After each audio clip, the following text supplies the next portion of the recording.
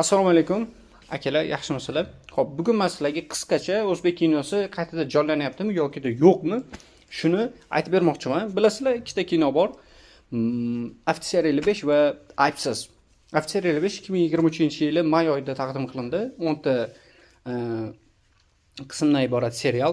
Bu o'ta men uchun ko'pchilik o'zbek teleserialini va kinosini hozirgacha musor deb hisoblaydi, ya'ni tupurib qo'ygan deb hisoblaydi. Hozirgi holatda men ham xuddi shunaqa fikrda edim.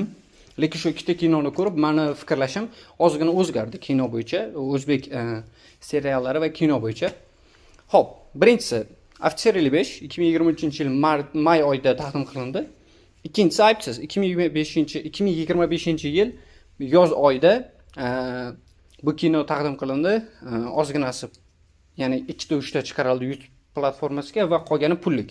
Men uni pulni sotib oldim. O'ta zo'r kino, yana chiqarib kelyapti sekin-sekin.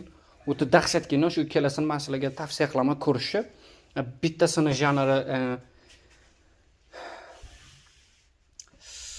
nima desa bo'ladi?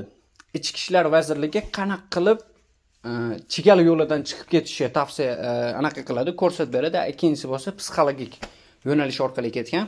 Ikkalasi ham o'ta dahshat kino, men sizlarga tavsiya qilaman shu ikkalasini ko'rishni va ko'rib bo'lgandan keyin yana bir marta o'ylab ko'ring, rostdan ham o'zbek kinosi tiklanyaptimi yoki musor holicha qolib ketdimi?